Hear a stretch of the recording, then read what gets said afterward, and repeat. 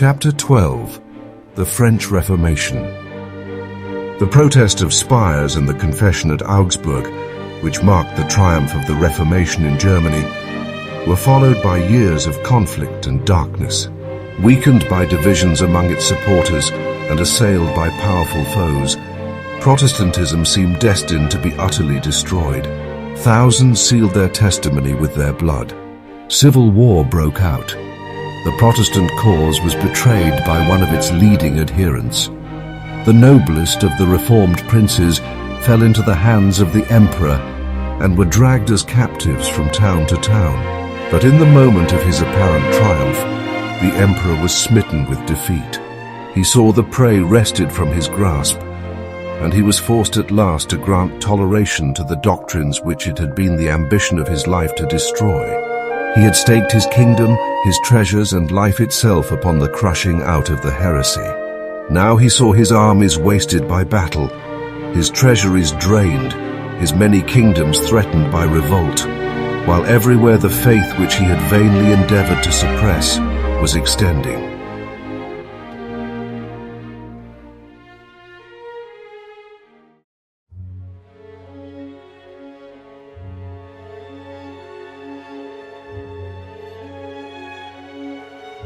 Charles V had been battling against omnipotent power.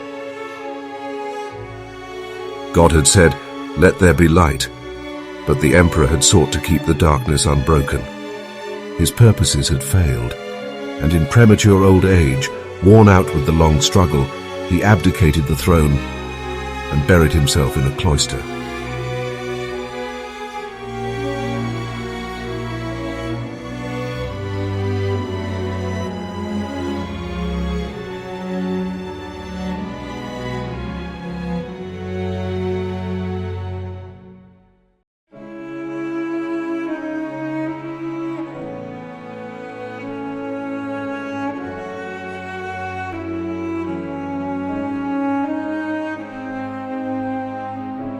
In Switzerland, as in Germany, there came dark days for the Reformation.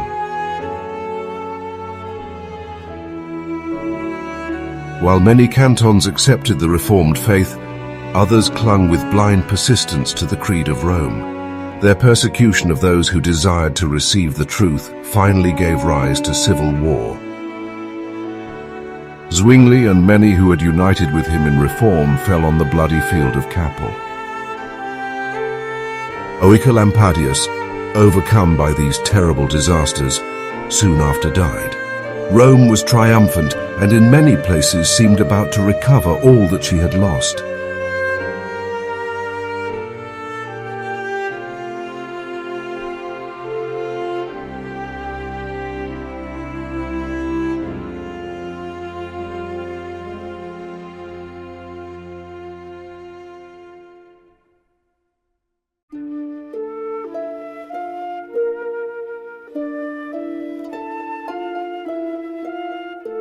But he whose counsels are from everlasting had not forsaken his cause or his people. His hand would bring deliverance for them. In other lands he had raised up laborers to carry forward the reform. In France, before the name of Luther had been heard as a reformer, the day had already begun to break. One of the first to catch the light was the aged Lefevre, a man of extensive learning, a professor in the University of Paris, and a sincere and zealous papist. In his researches into ancient literature, his attention was directed to the Bible, and he introduced its study among his students. Lefevre was an enthusiastic adorer of the saints, and he had undertaken to prepare a history of the saints and martyrs as given in the legends of the Church. This was a work which involved great labor, but he had already made considerable progress in it, when, thinking that he might obtain useful assistance from the Bible, he began its study with this object. Here indeed he found saints brought to view, but not such as figured in the Roman calendar. A flood of divine light broke in upon his mind. In amazement and disgust, he turned away from his self-appointed task and devoted himself to the Word of God. The precious truths which he there discovered he soon began to teach.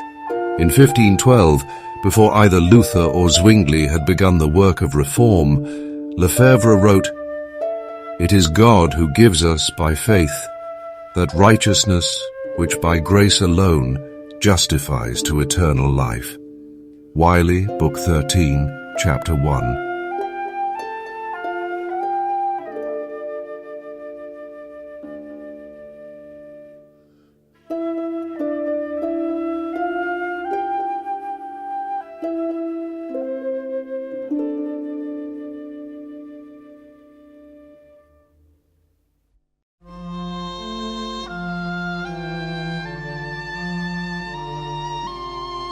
Dwelling upon the mysteries of redemption, he exclaimed, "Oh, the unspeakable greatness of that exchange!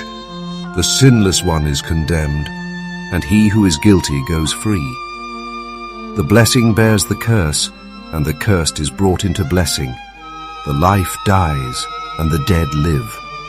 The glory is whelmed in darkness, and he who knew nothing but confusion of face is clothed with glory." D'Aubigne, London edition, Book 12, Chapter 2.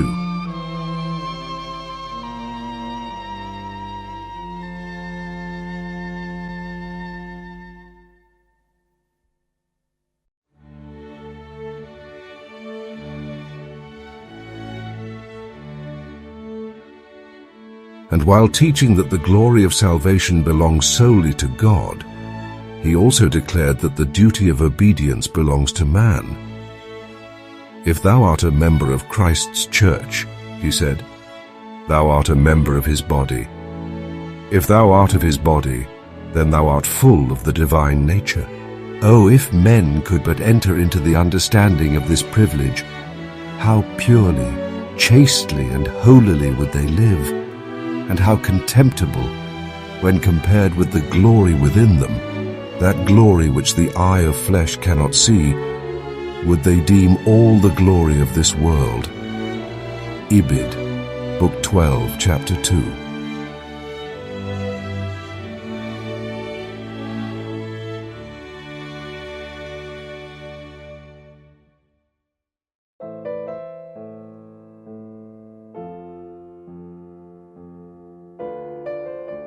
There were some among Lefevre's students who listened eagerly to his words, and who, long after the teacher's voice should be silenced, were to continue to declare the truth. Such was William Farel. The son of pious parents, and educated to accept with implicit faith the teachings of the Church, he might, with the Apostle Paul, have declared concerning himself, "After the most straitest sect of our religion, I lived a Pharisee." Acts chapter 26, verse 5. A devoted Romanist, he burned with zeal to destroy all who should dare to oppose the Church. "I would gnash my teeth like a furious wolf," he afterward said, referring to this period of his life, "when I heard anyone speaking against the Pope." Wiley, Book 13, Chapter 2. He had been untiring in his adoration of the saints, in company with Lefevre, making the round of the churches of Paris, worshipping at the altars, and adorning with gifts the holy shrines. But these observances could not bring peace of soul.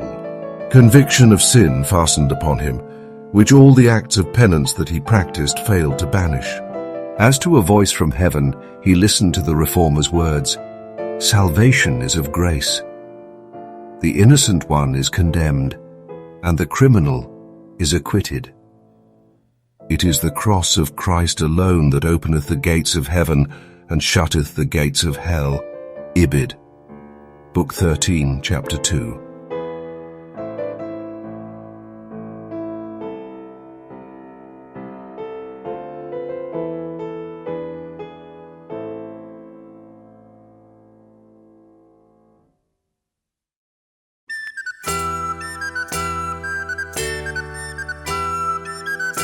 Farel joyfully accepted the truth. By a conversion like that of Paul, he turned from the bondage of tradition to the liberty of the sons of God. Instead of the murderous heart of a ravening wolf, he came back, he says, quietly like a meek and harmless lamb, having his heart entirely withdrawn from the Pope and given to Jesus Christ. D'Aubigne, Book 12, Chapter 3.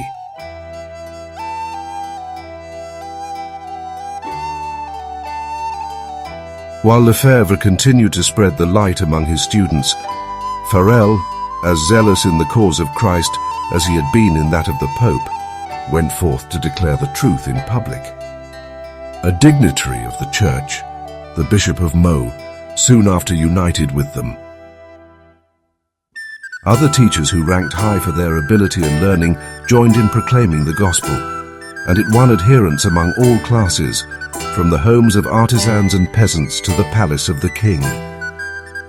The sister of Francis I, then the reigning monarch, accepted the Reformed faith. The king himself and the Queen Mother appeared for a time to regard it with favor, and with high hopes the reformers looked forward to the time when France should be won to the gospel.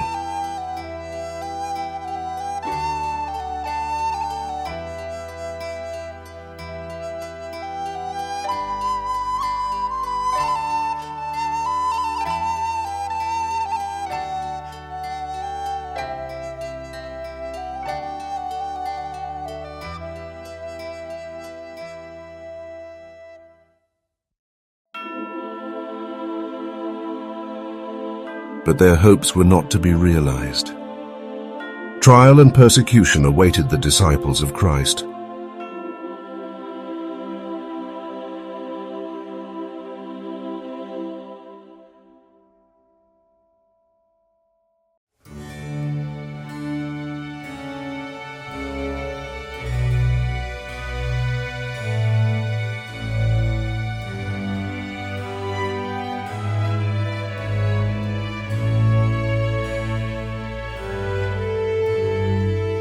This, however, was mercifully veiled from their eyes. A time of peace intervened, that they might gain strength to meet the tempest, and the Reformation made rapid progress.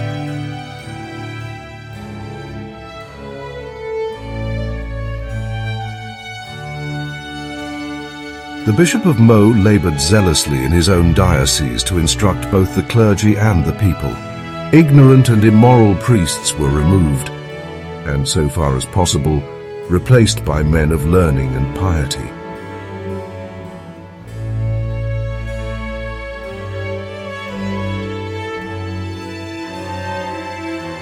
The bishop greatly desired that his people might have access to the Word of God for themselves, and this was soon accomplished. Lefevre undertook the translation of the New Testament, and at the very time when Luther's German Bible was issuing from the press in Wittenberg, the French New Testament was published at Meaux. The bishop spared no labor or expense to circulate it in his parishes, and soon the peasants of Meaux were in possession of the Holy Scriptures.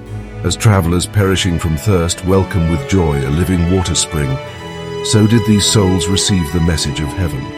The laborers in the field, the artisans in the workshop, cheered their daily toil by talking of the precious truths of the Bible.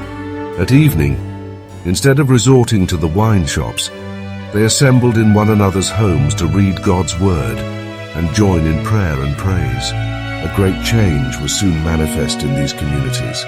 Though belonging to the humblest class, an unlearned and hard-working peasantry, the reforming, uplifting power of divine grace was seen in their lives. Humble, loving, and holy, they stood as witnesses to what the gospel will accomplish for those who receive it in sincerity. The light kindled at Meaux shed its beams afar. Every day the number of converts was increasing. The rage of the hierarchy was for a time held in check by the king, who despised the narrow bigotry of the monks.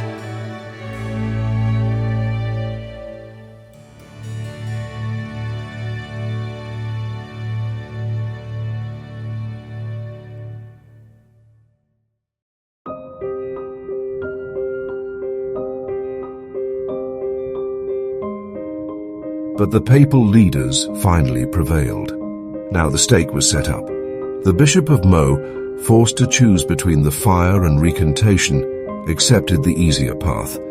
But notwithstanding the leader's fall, his flock remained steadfast.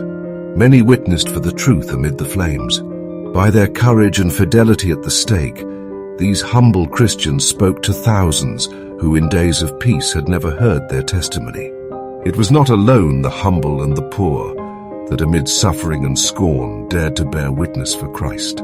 In the lordly halls of the castle and the palace, there were kingly souls by whom truth was valued above wealth or rank or even life. Kingly armor concealed a loftier and more steadfast spirit than did the bishop's robe and mitre. Louis de Berquin was of noble birth. A brave and courtly knight, he was devoted to study, polished in manners and of blameless morals. He was, says a writer, a great follower of the papistical constitutions and a great hearer of masses and sermons, and he crowned all his other virtues by holding Lutheranism in special abhorrence. But, like so many others, providentially guided to the Bible, he was amazed to find there not the doctrines of Rome, but the doctrines of Luther. Wiley, Book 13, Chapter 9.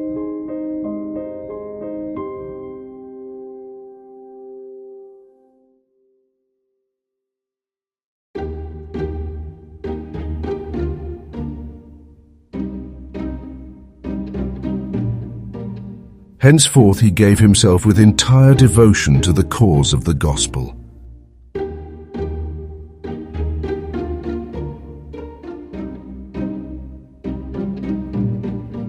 The most learned of the nobles of France, his genius and eloquence, his indomitable courage and heroic zeal, and his influence at court, for he was a favorite with the king, caused him to be regarded by many as one destined to be the reformer of his country.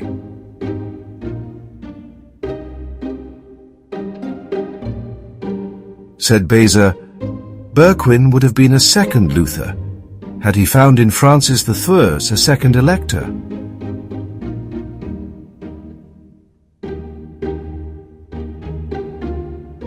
He is worse than Luther, cried the papists. Ibid, Book 13, Chapter 9. More dreaded he was indeed by the Romanists of France. They thrust him into prison as a heretic, but he was set at liberty by the king.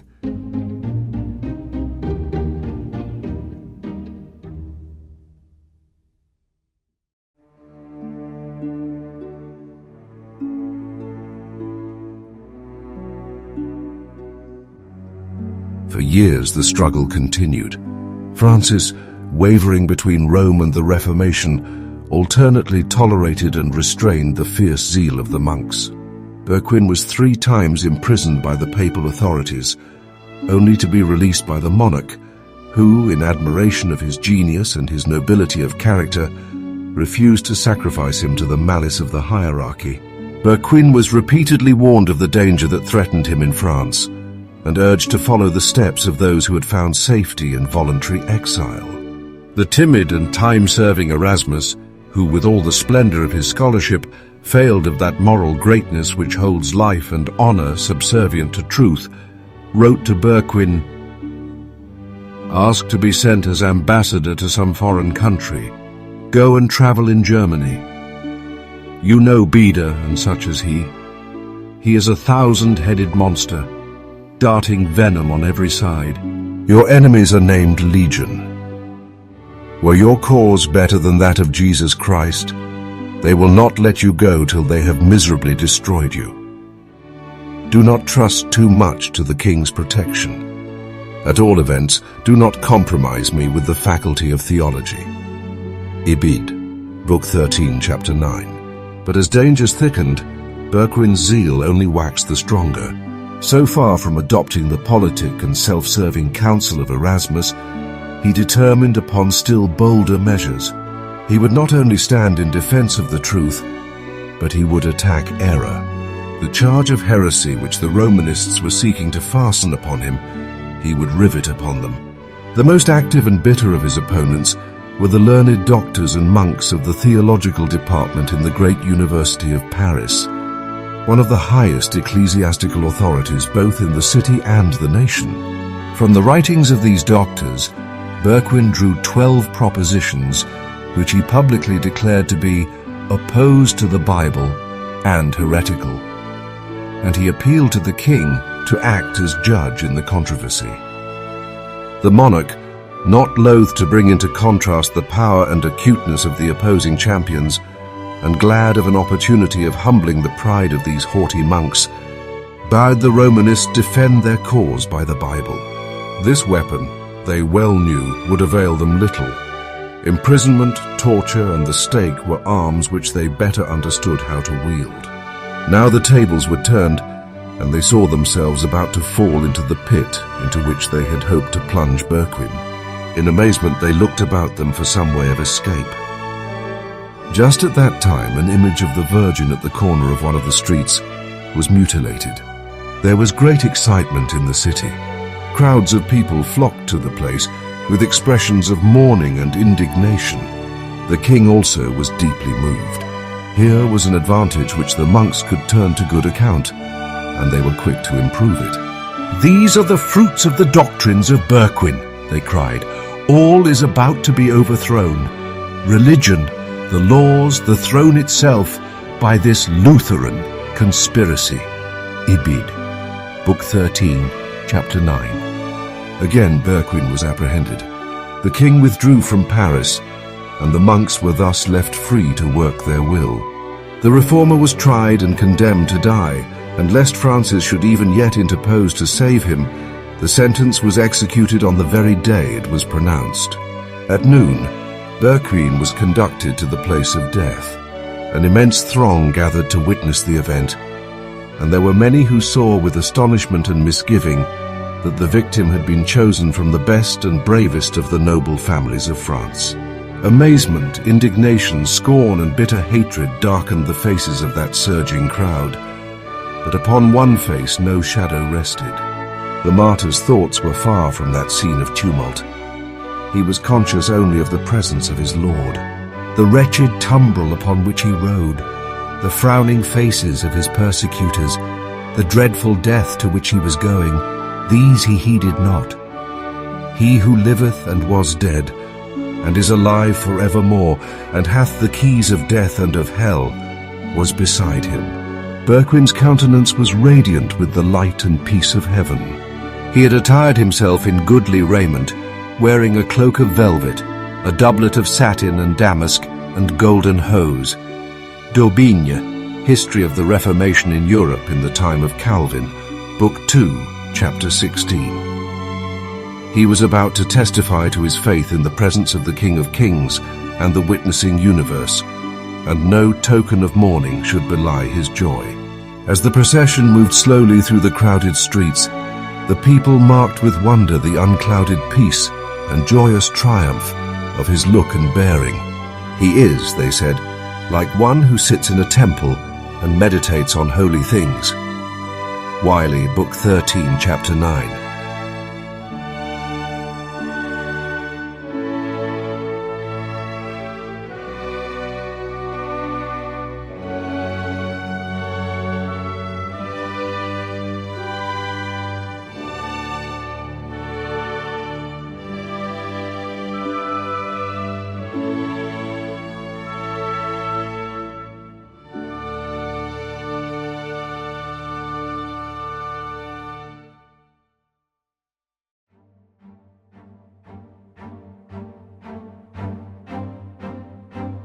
At the stake, Berquin endeavored to address a few words to the people, but the monks, fearing the result, began to shout, and the soldiers to clash their arms, and their clamour drowned the martyr's voice. Thus, in 1529, the highest literary and ecclesiastical authority of cultured Paris set the populace of 1793 the base example of stifling on the scaffold the sacred words of the dying. Ibid, Book 13, Chapter 9. Berquin was strangled, and his body was consumed in the flames. The tidings of his death caused sorrow to the friends of the Reformation throughout France, but his example was not lost. "We too are ready," said the witnesses for the truth, "to meet death cheerfully, setting our eyes on the life that is to come." D'Aubigne, History of the Reformation in Europe in the Time of Calvin, Book 2, Chapter 16. During the persecution of Meaux, the teachers of the Reformed faith were deprived of their license to preach, and they departed to other fields. Lefevre, after a time, made his way to Germany. Farel returned to his native town in eastern France to spread the light in the home of his childhood. Already tidings had been received of what was going on at Meaux, and the truth, which he taught with fearless zeal, found listeners. Soon the authorities were roused to silence him, and he was banished from the city. Though he could no longer labor publicly, he traversed the plains and villages, teaching in private dwellings and in secluded meadows, and finding shelter in the forests and among the rocky caverns which had been his haunts in boyhood. God was preparing him for greater trials. "The crosses, persecutions, and machinations of Satan, of which I was forewarned, have not been wanting," he said. "They are even much severer than I could have borne of myself, but God is my Father. He has provided and always will provide me the strength which I require." D'Aubigne, History of the Reformation of the 16th Century, Book 12, Chapter 9.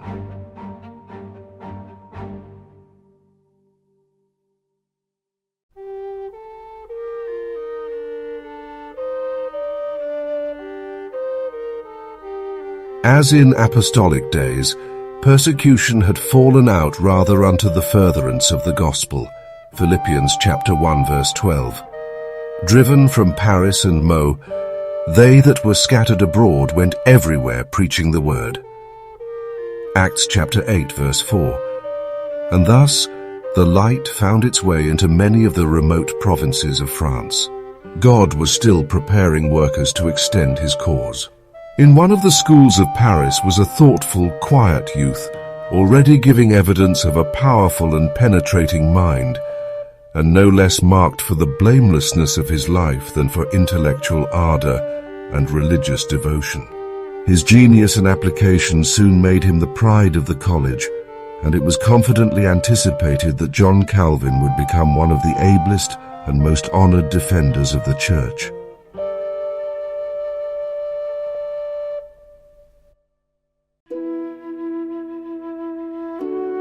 But a ray of divine light penetrated even within the walls of scholasticism and superstition by which Calvin was enclosed.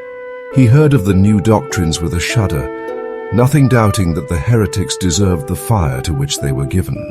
Yet all unwittingly he was brought face to face with the heresy and forced to test the power of Romish theology to combat the Protestant teaching.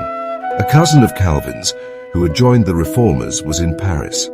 The two kinsmen often met and discussed together the matters that were disturbing Christendom. "There are but two religions in the world," said Olivetan the Protestant. "The one class of religions are those which men have invented, in all of which man saves himself by ceremonies and good works. The other is that one religion which is revealed in the Bible, and which teaches man to look for salvation solely from the free grace of God." "I will have none of your new doctrines," exclaimed Calvin. "Think you that I have lived in error all my days?" Wiley, Book 13, Chapter 7. But thoughts had been awakened in his mind which he could not banish at will. Alone in his chamber he pondered upon his cousin's words. Conviction of sin fastened upon him. He saw himself, without an intercessor, in the presence of a holy and just judge. The mediation of saints, good works, the ceremonies of the Church, all were powerless to atone for sin. He could see before him nothing but the blackness of eternal despair.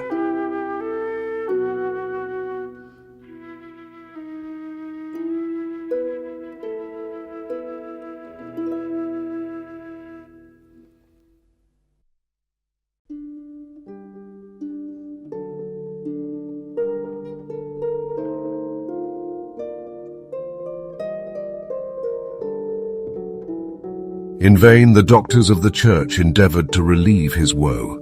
Confession, penance were resorted to in vain. They could not reconcile the soul with God.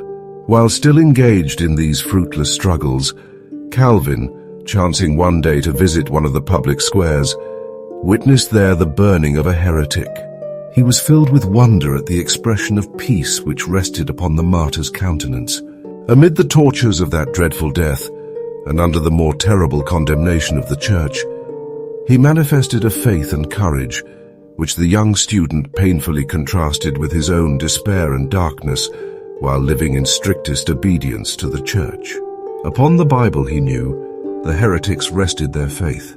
He determined to study it and discover, if he could, the secret of their joy. In the Bible he found Christ. "O Father," he cried, "his sacrifice has appeased thy wrath. His blood has washed away my impurities. His cross has borne my curse. His death has atoned for me. We had devised for ourselves many useless follies, but thou hast placed thy word before me like a torch, and thou hast touched my heart, in order that I may hold in abomination all other merits save those of Jesus." Martin, Volume 3, Chapter 13. Calvin had been educated for the priesthood. When only 12 years of age, he had been appointed to the chaplaincy of a small church, and his head had been shorn by the bishop in accordance with the canon of the church.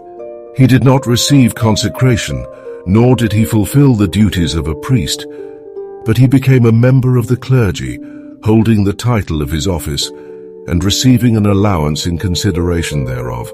Now, feeling that he could never become a priest, he turned for a time to the study of law, but finally abandoned this purpose and determined to devote his life to the gospel.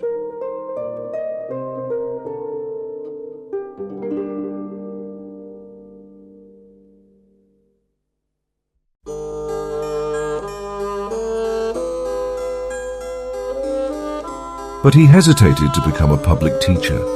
He was naturally timid and was burdened with a sense of the weighty responsibility of the position, and he desired still to devote himself to study.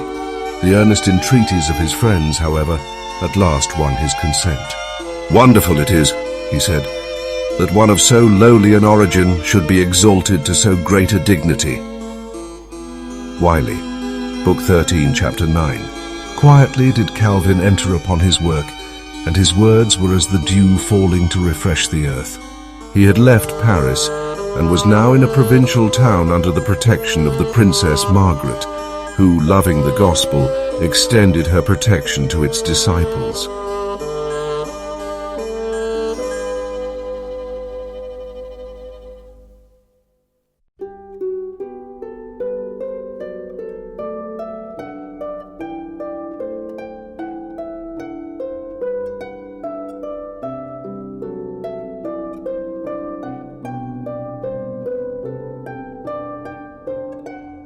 Calvin was still a youth of gentle, unpretentious bearing. His work began with the people at their homes. Surrounded by the members of the household, he read the Bible and opened the truths of salvation. Those who heard the message carried the good news to others, and soon the teacher passed beyond the city to the outlying towns and hamlets. To both the castle and the cabin he found entrance, and he went forward, laying the foundation of churches that were to yield fearless witnesses for the truth. A few months and he was again in Paris. There was unwonted agitation in the circle of learned men and scholars. The study of the ancient languages had led men to the Bible, and many whose hearts were untouched by its truths were eagerly discussing them and even giving battle to the champions of Romanism. Calvin, though an able combatant in the fields of theological controversy, had a higher mission to accomplish than that of these noisy schoolmen. The minds of men were stirred, and now was the time to open to them the truth. While the halls of the universities were filled with the clamor of theological disputation, Calvin was making his way from house to house, opening the Bible to the people and speaking to them of Christ and Him crucified. In God's providence, Paris was to receive another invitation to accept the gospel. The call of Lefevre and Farel had been rejected, but again the message was to be heard by all classes in that great capital.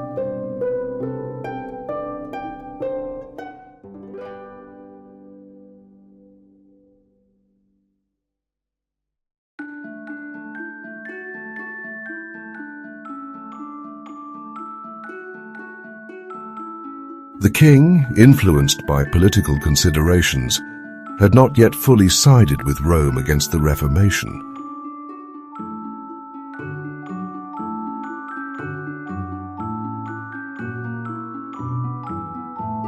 Margaret still clung to the hope that Protestantism was to triumph in France. She resolved that the Reformed faith should be preached in Paris. During the absence of the king, she ordered a Protestant minister to preach in the churches of the city.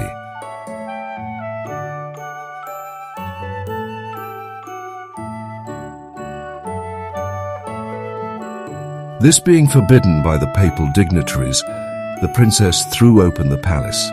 An apartment was fitted up as a chapel, and it was announced that every day, at a specified hour, a sermon would be preached, and the people of every rank and station were invited to attend. Crowds flocked to the service. Not only the chapel, but the antechambers and halls were thronged. Thousands every day assembled, nobles, statesmen, lawyers, merchants, and artisans. The king, instead of forbidding the assemblies, ordered that 2 of the churches of Paris should be opened. Never before had the city been so moved by the word of God. The spirit of life from heaven seemed to be breathed upon the people. Temperance, purity, order, and industry were taking the place of drunkenness, licentiousness, strife, and idleness.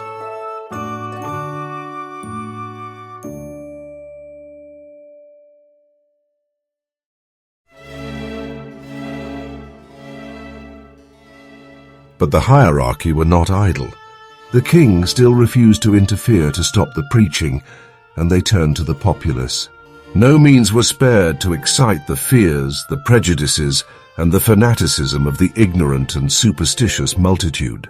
Yielding blindly to her false teachers, Paris, like Jerusalem of old, knew not the time of her visitation, nor the things which belonged unto her peace.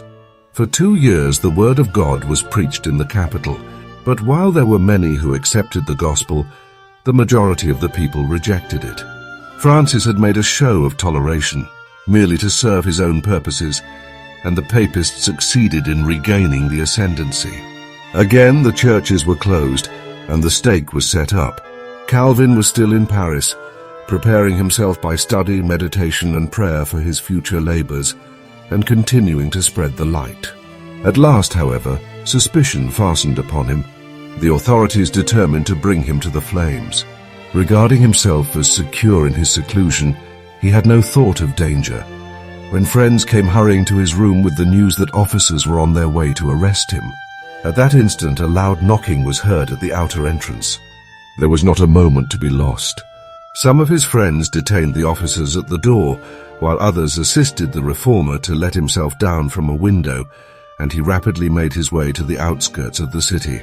Finding shelter in the cottage of a laborer who was a friend to the reform, he disguised himself in the garments of his host, and shouldering a hoe, started on his journey.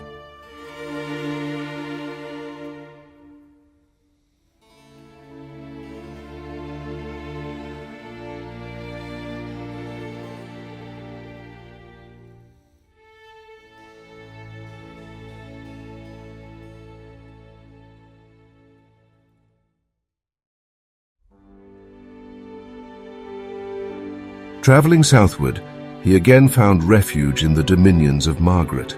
See D'Aubigné, History of the Reformation in Europe in the Time of Calvin, Book 2, Chapter 30. Here for a few months he remained, safe under the protection of powerful friends, and engaged as before in study. But his heart was set upon the evangelization of France, and he could not long remain inactive. As soon as the storm had somewhat abated, he sought a new field of labor in Poitiers, where was a university, and where already the new opinions had found favor. Persons of all classes gladly listened to the gospel. There was no public preaching, but in the home of the chief magistrate, in his own lodgings, and sometimes in a public garden, Calvin opened the words of eternal life to those who desired to listen.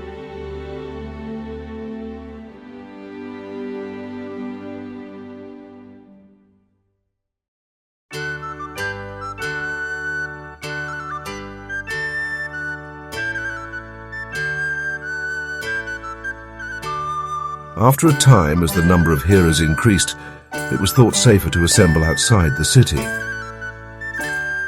A cave in the side of a deep and narrow gorge, where trees and overhanging rocks made the seclusion still more complete, was chosen as the place of meeting. Little companies, leaving the city by different routes, found their way hither. In this retired spot, the Bible was read aloud and explained.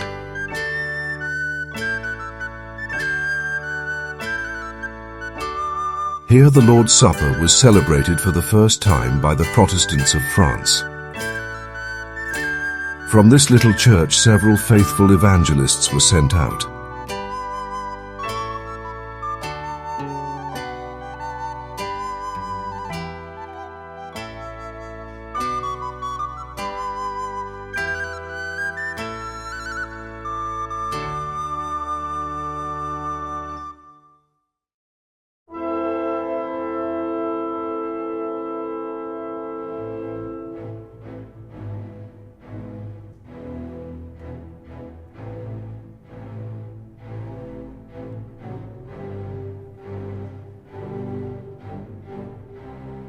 Once more Calvin returned to Paris. He could not even yet relinquish the hope that France as a nation would accept the Reformation, but he found almost every door of labor closed. To teach the gospel was to take the direct road to the stake, and he at last determined to depart to Germany. Scarcely had he left France when a storm burst over the Protestants that, had he remained, must surely have involved him in the general ruin. The French reformers, eager to see their country keeping pace with Germany and Switzerland, determined to strike a bold blow against the superstitions of Rome that should arouse the whole nation. Accordingly, placards attacking the Mass were in one night posted all over France. Instead of advancing the reform, this zealous but ill-judged movement brought ruin, not only upon its propagators, but upon the friends of the Reformed faith throughout France. It gave the Romanists what they had long desired, a pretext for demanding the utter destruction of the heretics as agitators dangerous to the stability of the throne and the peace of the nation. By some secret hand, whether of indiscreet friend or wily foe was never known, one of the placards was attached to the door of the king's private chamber. The monarch was filled with horror. In this paper, superstitions that had received the veneration of ages were attacked with an unsparing hand, and the unexampled boldness of obtruding these plain and startling utterances into the royal presence aroused the wrath of the king. In his amazement, he stood for a little time trembling and speechless. Then his rage found utterance in the terrible words, "Let all be seized without distinction who are suspected of Lutheracy. I will exterminate them all." Ebed, Book 4, Chapter 10. The die was cast. The king had determined to throw himself fully on the side of Rome. Measures were at once taken for the arrest of every Lutheran in Paris. A poor artisan, an adherent of the Reformed faith, who had been accustomed to summon the believers to their secret assemblies, was seized and, with the threat of instant death at the stake, was commanded to conduct the papal emissary to the home of every Protestant in the city. He shrank in horror from the base proposal, but at last fear of the flames prevailed, and he consented to become the betrayer of his brethren.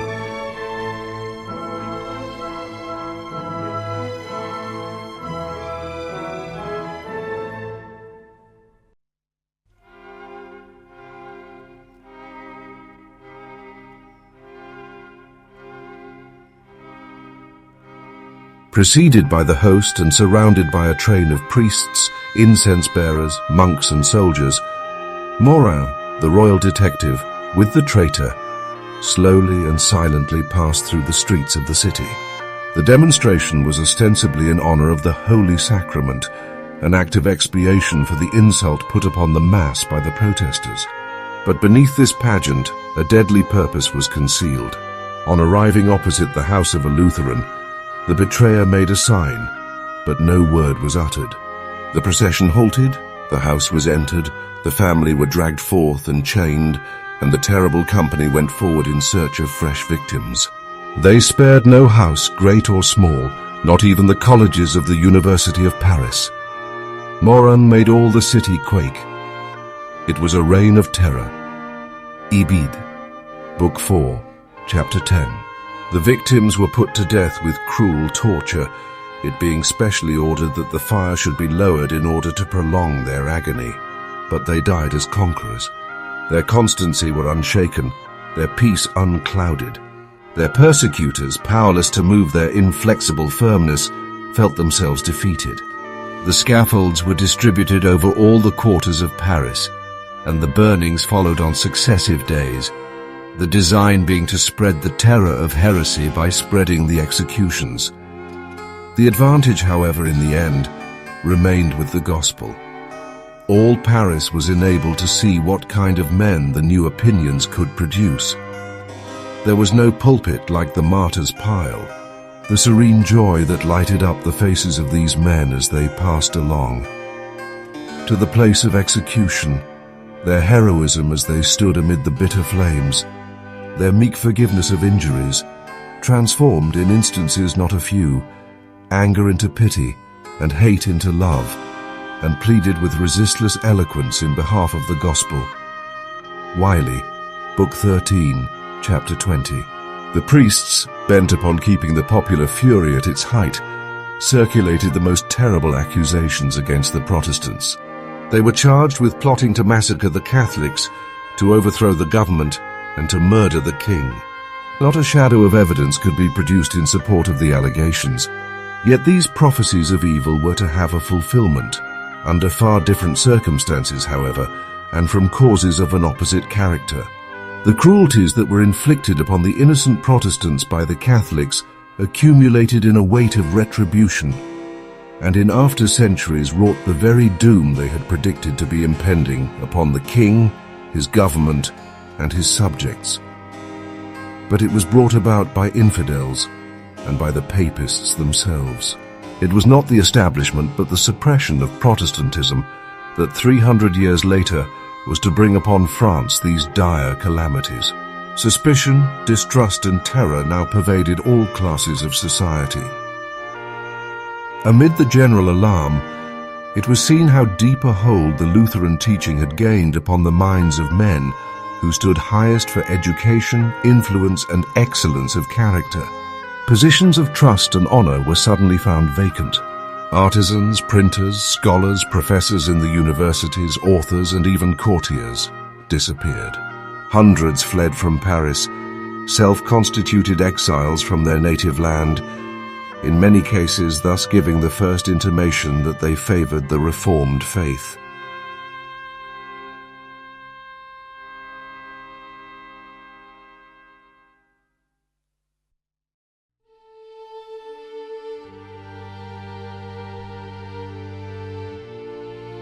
The papists looked about them in amazement at thought of the unsuspected heretics that had been tolerated among them. Their rage spent itself upon the multitudes of humbler victims who were within their power. The prisons were crowded, and the very air seemed darkened with the smoke of burning piles, kindled for the confessors of the gospel.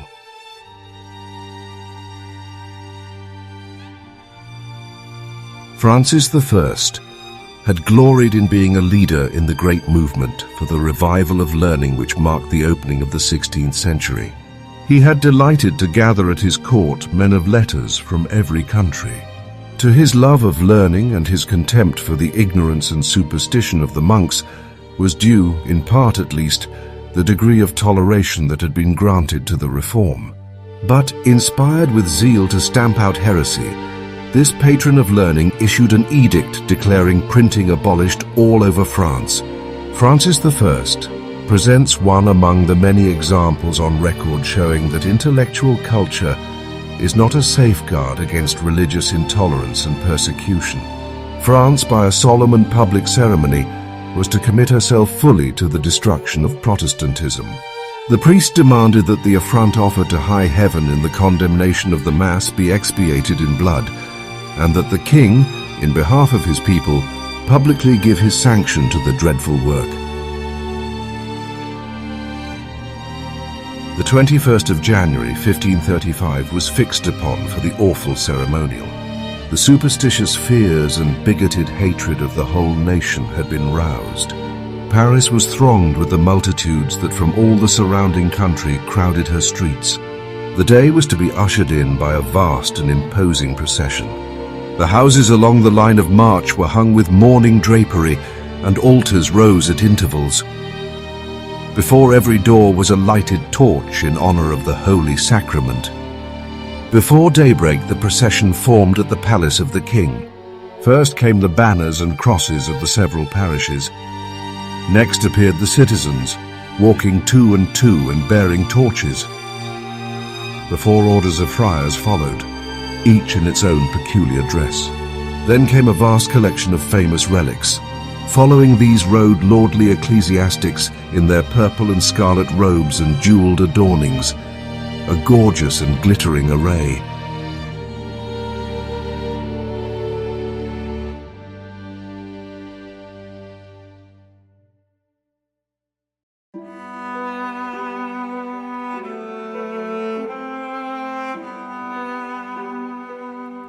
The host was carried by the Bishop of Paris under a magnificent canopy, supported by 4 princes of the blood. After the host walked the king. Francis I on that day wore no crown, nor robe of state.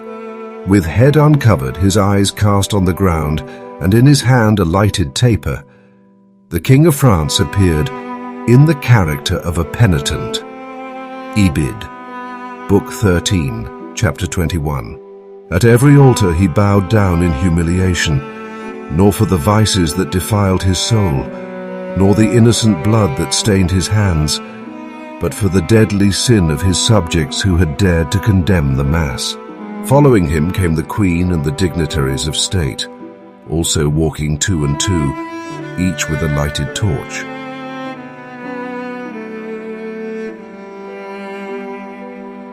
As a part of the services of the day, the monarch himself addressed the high officials of the kingdom in the great hall of the bishop's palace.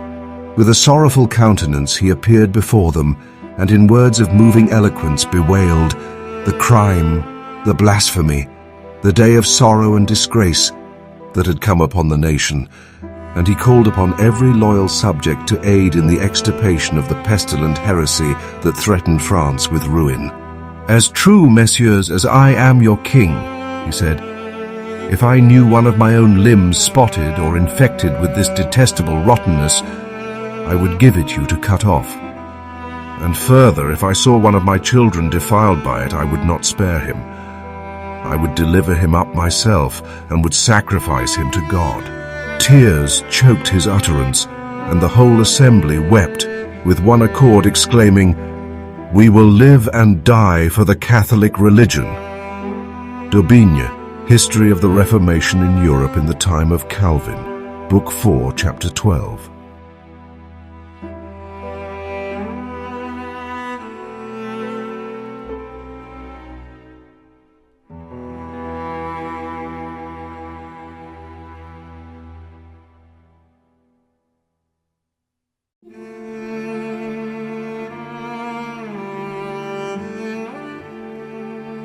Terrible had become the darkness of the nation that had rejected the light of truth. The grace that bringeth salvation had appeared. But France, after beholding its power and holiness, after thousands had been drawn by its divine beauty, after cities and hamlets had been illuminated by its radiance, had turned away, choosing darkness rather than light. They had put from them the heavenly gift when it was offered them. They had called evil good and good evil, till they had fallen victims to their willful self-deception. Now, though they might actually believe that they were doing God's service in persecuting his people, yet their sincerity did not render them guiltless. The light that would have saved them from deception, from staining their souls with blood guiltiness, they had willfully rejected.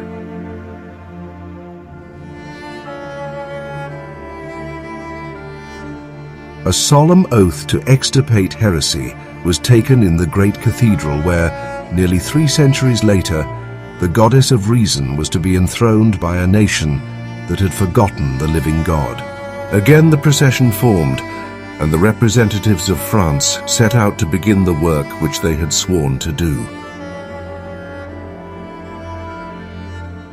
At short distances, scaffolds had been erected on which certain Protestant Christians were to be burned alive, and it was arranged that the faggots should be lighted at the moment the king approached, and that the procession should halt to witness the execution. Wiley, Book 13, Chapter 21. The details of the tortures endured by these witnesses for Christ are too harrowing for recital, but there was no wavering on the part of the victims.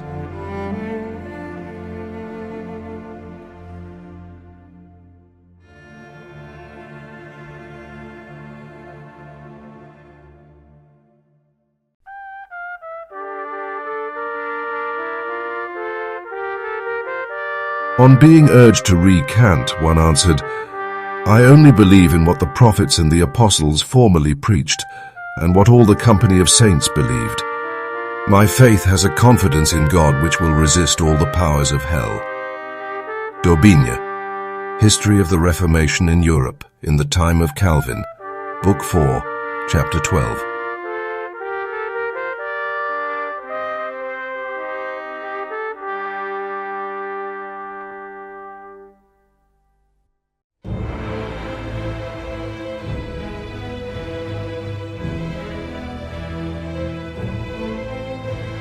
Again and again, the procession halted at the places of torture.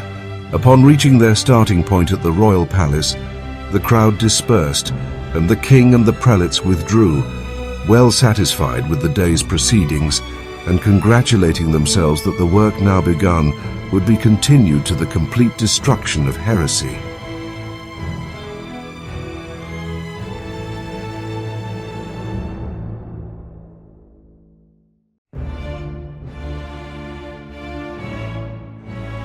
The gospel of peace, which France had rejected, was to be only too surely rooted out, and terrible would be the results.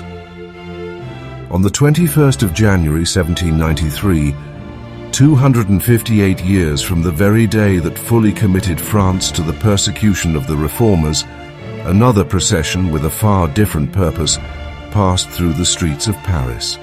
Again the king was the chief figure. Again there were tumult and shouting. Again there was heard the cry for more victims.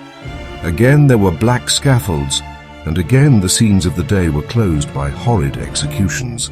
Louis XVI, struggling hand to hand with his jailers and executioners, was dragged forward to the block, and there held down by main force till the axe had fallen, and his dissevered head rolled on the scaffold.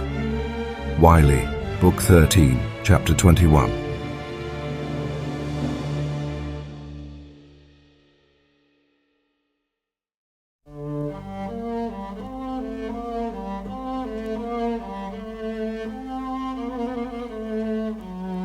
Nor was the king the only victim.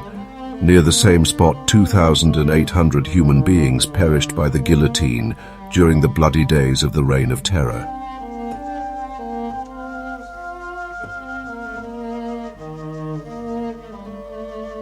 The Reformation had presented to the world an open Bible, unsealing the precepts of the law of God and urging its claims upon the consciences of the people.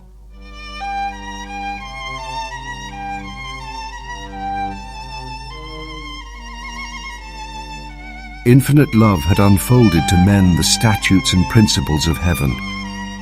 God had said, "Keep therefore and do them, for this is your wisdom and your understanding in the sight of the nations, which shall hear all these statutes, and say, Surely this great nation is a wise and understanding people."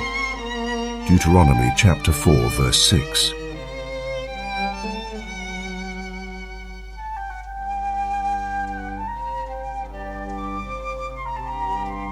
When France rejected the gift of heaven, she sowed the seeds of anarchy and ruin, and the inevitable outworking of cause and effect resulted in the Revolution and the Reign of Terror.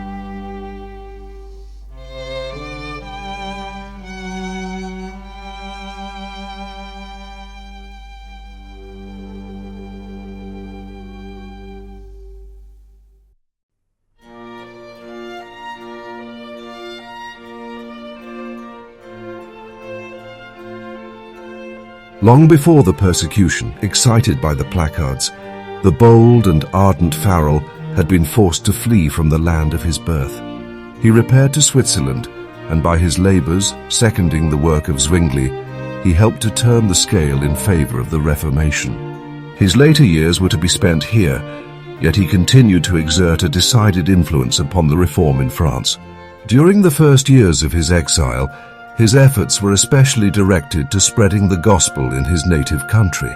He spent considerable time in preaching among his countrymen near the frontier, where with tireless vigilance he watched the conflict and aided by his words of encouragement and counsel.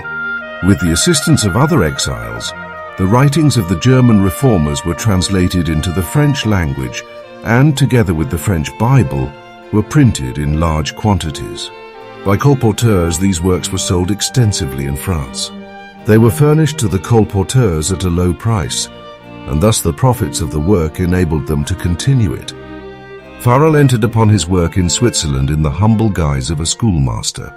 Repairing to a secluded parish, he devoted himself to the instruction of children. Besides the usual branches of learning, he cautiously introduced the truths of the Bible, hoping through the children to reach the parents. There were some who believed, but the priests came forward to stop the work, and the superstitious country people were roused to oppose it. "That cannot be the gospel of Christ," urged the priest, "seeing the preaching of it does not bring peace but war." Wiley, Book 14, Chapter 3. Like the first disciples, when persecuted in one city, he fled to another. From village to village, from city to city, he went, traveling on foot, enduring hunger, cold and weariness, and everywhere in peril of his life. He preached in the marketplaces, in the churches, sometimes in the pulpits of the cathedrals. Sometimes he found the church empty of hearers. At times his preaching was interrupted by shouts and jeers. Again he was pulled violently out of the pulpit. More than once he was set upon by the rabble and beaten almost to death, yet he pressed forward. Though often repulsed with unwearying persistence, he returned to the attack. And one after another, he saw towns and cities which had been strongholds of popery opening their gates to the gospel. The little parish where he had first labored soon accepted the Reformed faith. The cities of Morat and Neuchâtel also renounced the Romish rites and removed the idolatrous images from their churches. Farel had long desired to plant the Protestant standard in Geneva. If this city could be won, it would be a center for the Reformation in France, in Switzerland, and in Italy. With this object before him, he had continued his labors until many of the surrounding towns and hamlets had been gained. Then with a single companion he entered Geneva, but only 2 sermons was he permitted to preach. The priests, having vainly endeavored to secure his condemnation by the civil authorities, summoned him before an ecclesiastical council, to which they came with arms concealed under their robes, determined to take his life. Outside the hall, a furious mob with clubs and swords was gathered to make sure of his death, if he should succeed in escaping the council. The presence of magistrates and an armed force, however, saved him. Early next morning he was conducted with his companion across the lake to a place of safety. Thus ended his first effort to evangelize Geneva. For the next trial, a lowlier instrument was chosen. A young man, so humble in appearance that he was coldly treated even by the professed friends of reform. But what could such a one do where Farel had been rejected? How could one of little courage and experience withstand the tempest before which the strongest and bravest had been forced to flee? Not by might, nor by power, but by my Spirit, saith the Lord. Zechariah chapter 4, verse 6. God hath chosen the weak things of the world to confound the things which are mighty, because the foolishness of God is wiser than men, and the weakness of God is stronger than men. 1 Corinthians chapter 1, verse 27 and 25.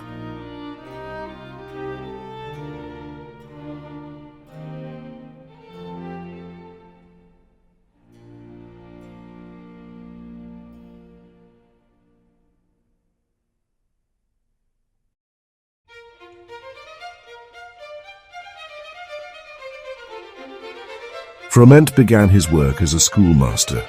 The truths which he taught the children at school they repeated at their homes. Soon the parents came to hear the Bible explained, until the schoolroom was filled with attentive listeners. New Testaments and tracts were freely distributed, and they reached many who dared not come openly to listen to the new doctrines. After a time, this laborer also was forced to flee, but the truths he taught had taken hold upon the minds of the people. The Reformation had been planted, and it continued to strengthen and extend. The preachers returned, and through their labors, the Protestant worship was finally established in Geneva.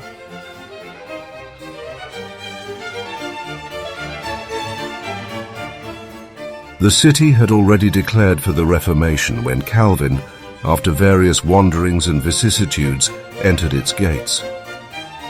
Returning from a last visit to his birthplace, he was on his way to Basel when, finding the direct road occupied by the armies of Charles V, he was forced to take the circuitous route by Geneva. In this visit, Farel recognized the hand of God.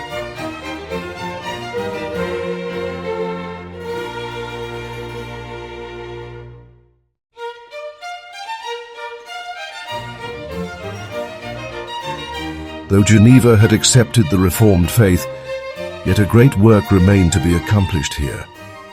It is not as communities, but as individuals that men are converted to God.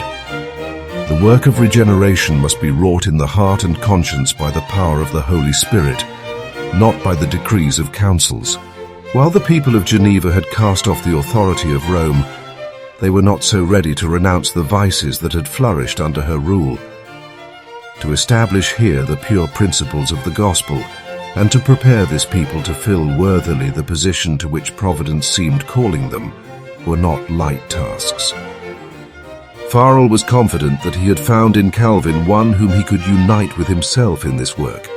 In the name of God, he solemnly adjured the young evangelist to remain and labor here. Calvin drew back in alarm.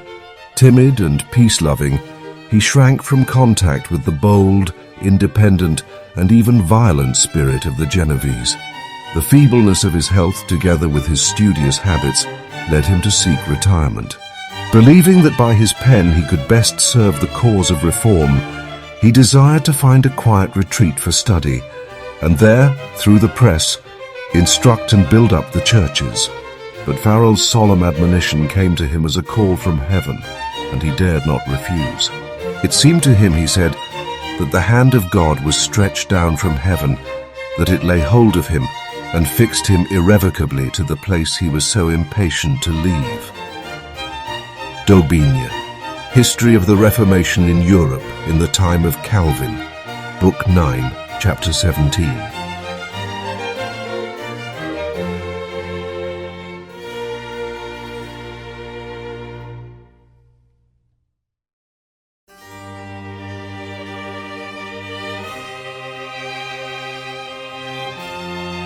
At this time, great perils surrounded the Protestant cause.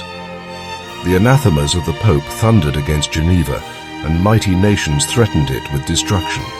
How was this little city to resist the powerful hierarchy that had so often forced kings and emperors to submission? How could it stand against the armies of the world's great conquerors? Throughout Christendom, Protestantism was menaced by formidable foes. The first triumphs of the Reformation past, Rome summoned new forces, hoping to accomplish its destruction.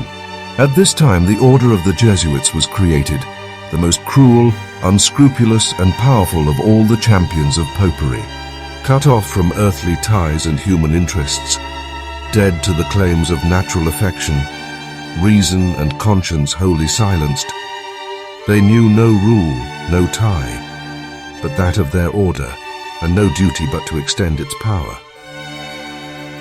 See Appendix.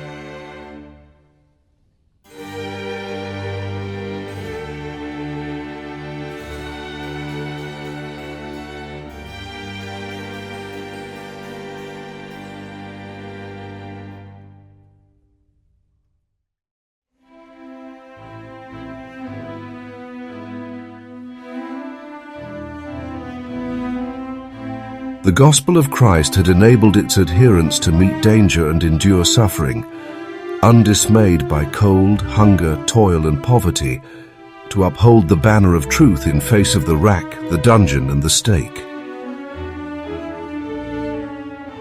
To combat these forces, Jesuitism inspired its followers with a fanaticism that enabled them to endure like dangers, and to oppose to the power of truth all the weapons of deception. There was no crime too great for them to commit, no deception too base for them to practice, no disguise too difficult for them to assume.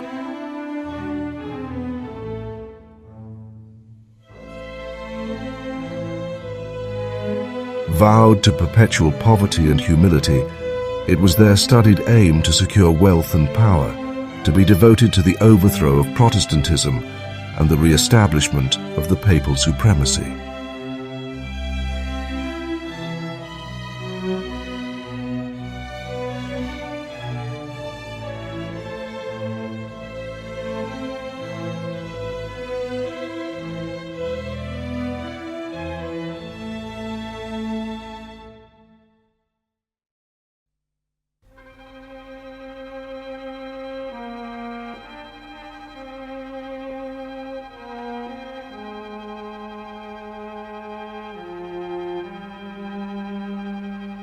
When appearing as members of their order, they wore a garb of sanctity, visiting prisons and hospitals, ministering to the sick and the poor, professing to have renounced the world and bearing the sacred name of Jesus, who went about doing good.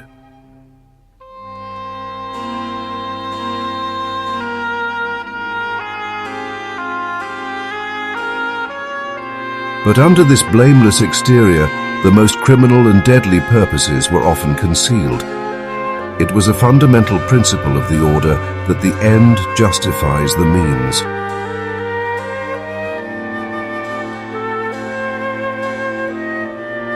By this code, lying, theft, perjury, assassination were not only pardonable but commendable when they served the interests of the Church.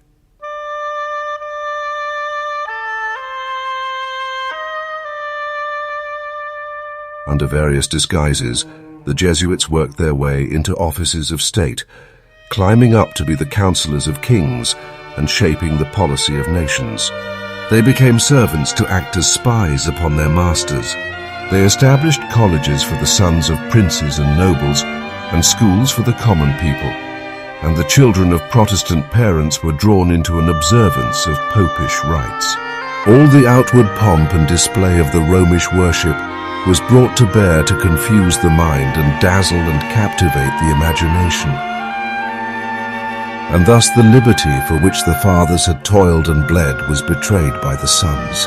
The Jesuits rapidly spread themselves over Europe, and wherever they went, there followed a revival of popery.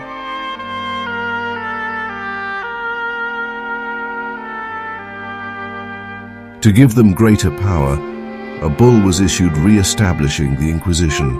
See Appendix. Notwithstanding the general abhorrence with which it was regarded, even in Catholic countries, this terrible tribunal was again set up by popish rulers, and atrocities too terrible to bear the light of day were repeated in its secret dungeons. In many countries, thousands upon thousands of the very flower of the nation, the purest and noblest, the most intellectual and highly educated, pious and devoted pastors, industrious and patriotic citizens, brilliant scholars, talented artists, skillful artisans, were slain or forced to flee to other lands.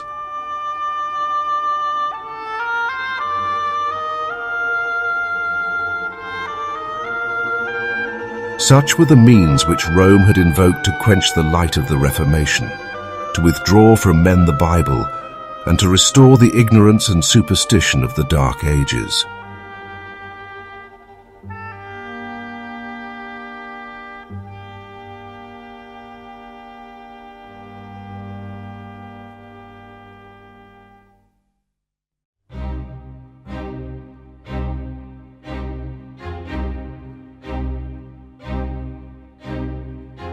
But under God's blessing and the labors of those noble men whom he had raised up to succeed Luther, Protestantism was not overthrown.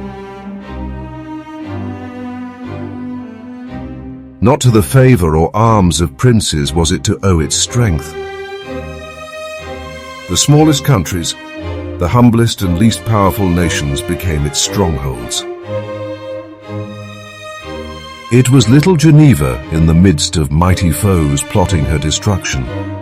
It was Holland on her sandbanks by the northern sea, wrestling against the tyranny of Spain, then the greatest and most opulent of kingdoms. It was bleak, sterile Sweden that gained victories for the Reformation.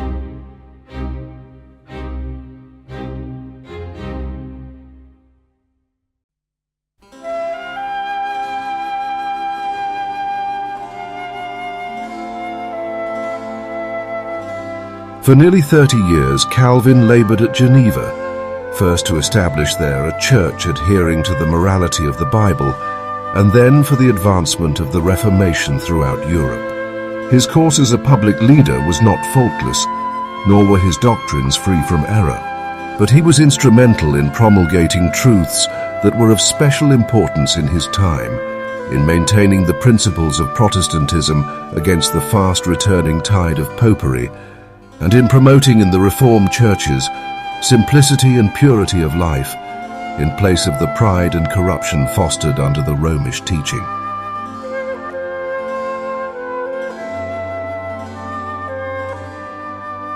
From Geneva, publications and teachers went out to spread the Reformed doctrines. To this point, the persecuted of all lands looked for instruction, counsel, and encouragement.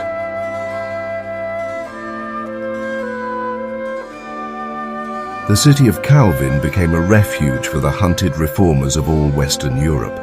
Fleeing from the awful tempests that continued for centuries, the fugitives came to the gates of Geneva.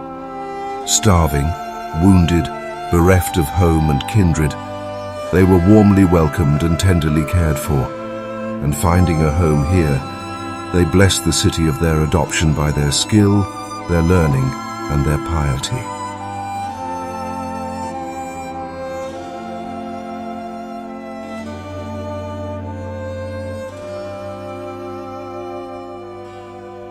Many who sought here a refuge returned to their own countries to resist the tyranny of Rome. John Knox, the brave Scotch reformer, not a few of the English Puritans, the Protestants of Holland and of Spain, and the Huguenots of France carried from Geneva the torch of truth to lighten the darkness of their native lands.